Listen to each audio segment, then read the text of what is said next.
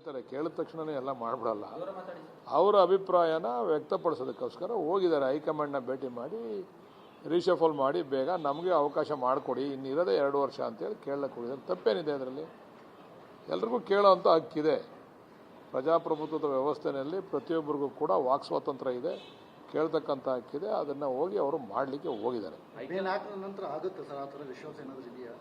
ವಿಶ್ವಾಸ ಇಟ್ಕೊಂಡೇ ಎಲ್ಲ ಕೆಲಸ ಮಾಡಬೇಕಲ್ವ. ನಾವು ಆಯ್ತದೆ ಅಂತ ವಿಶ್ವಾಸ ಇಟ್ಕೊಂಡಿದ್ದೀವಿ, ಅದು ಹೈಕಮಾಂಡ್ ತೀರ್ಮಾನ ಮಾಡಬೇಕು. ನಾಯಕತ್ವ ಚರ್ಚೆ ನಡುವೆ ಸಚಿವ ಸಂಪುಟ ಪುನರ್ರಚನೆ ಅನ್ನುವಂಥ ಮಾತುಗಳು ಯಾಕೆ ಕೇಳಿ ಬರ್ತಾ ಇದೆ?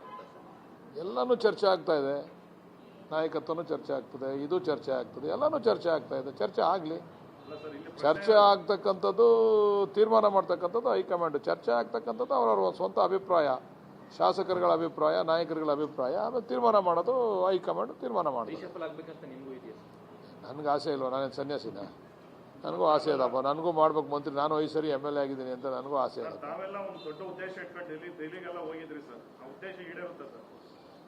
ನಾನೇ ಹೈಕಮಾಂಡ್ ಆಗಿದ್ರೆ ಹೇಳ್ಬಿಡಿವಿ, ಏನು ಹೇಳ್ತದೋ ಇಲ್ವೋ ಅಂತ. ನಾನು ಹೈಕಮಾಂಡ್ ಅಲ್ವಲ್ಲ, ಕೇಳ್ಬಿಟ್ಟು ಹೇಳ್ತೀವಿ. ಒಂದ್ ಕಡೆ DCM ಅವರು ಮತ್ತೊಂದ್ ಕಡೆ CM ಅವರು ಹೈಕಮಾಂಡ್ ನಿರ್ಧಾರ ಮಾಡುತ್ತೆ ಅಂತ ಹೇಳಿದ್ದಾರೆ. ಯತೀಂದ್ರ ಅವರು ನಿನ್ನೆ ಕೂಡ ಹೇಳಿದ್ದಾರೆ ಮುಖ್ಯಮಂತ್ರಿಯಾಗಿ ಸಿದ್ದರಾಮಯ್ಯ ಅವರು 5 ವರ್ಷ ಇರ್ತಾರೆ ಅಂತ. ಹಾಗಾದ್ರೆ ಯತೀಂದ್ರ ಅವರಿಗೆ ಪಕ್ಷದ ಶಿಸ್ತು ಅನ್ವಯ ಆಗಲ್ವಾ? ಏನ್ ಕತೆ ಅಂತ ಅದನ್ನ ಹೈಕಮಾಂಡ್ ಅವ್ರು ತೀರ್ಮಾನ ಮಾಡ್ಬೇಕು. ಆ ವಿಚಾರ ನಾವು ಮಾತಾಡ್ತಕ್ಕಂಥದ್ದು ಸೂಕ್ತನೂ ಅಲ್ಲ, ಸಂದರ್ಭನೂ ಅಲ್ಲ. ಯಾರು ಕೂಡ ಪಕ್ಷಕ್ಕಿಂತ ದೊಡ್ಡವರಲ್ಲ, ಪಕ್ಷದ ಹಣತೆ ಅಂತ ಎಲ್ಲರೂ ಕೂಡ ನಡ್ಕೋಬೇಕು. ಅವ್ರು ಯಾಕೆ ಹೇಳೋರು ಅಂತ ಗೊತ್ತಿಲ್ಲ. ಅದ್ರ ಬಗ್ಗೆ ಹೈಕಮಾಂಡ್ ಸೂಕ್ತ ನಿರ್ಧಾರ. ಸರ್, ಪದೇ ಹೇಳ್ತಾ ಇರ್ತಾರೆ ಸಿದ್ದರಾಮಯ್ಯನವರು ಈ ವಿಚಾರನ ಮತ್ತೆ ಮಾತಾಡಲೇಬೇಡಿ ಅಂತ ಮಾಧ್ಯಮಗಳ ಮೇಲೆ ಸಿಟ್ಟಾಗ್ತಾರೆ. ಆದ್ರೆ ಯತೀಂದ್ರ ಅವ್ರ ಬಾಯಿನ ಮಾತ್ರ ಮುಚ್ಚಕ್ಕಾಗ್ತಾ ಇಲ್ಲ. ಪದೇ ಅದನ್ನ ಸನ್ಮಾನ್ಯ ಮುಖ್ಯಮಂತ್ರಿಗಳನ್ನೇ ಕೇಳಬೇಕು. ನೀವು KPCC ಅಧ್ಯಕ್ಷರನ್ನ, ಮುಖ್ಯಮಂತ್ರಿಗಳನ್ನೇ ಕೇಳಬೇಕು.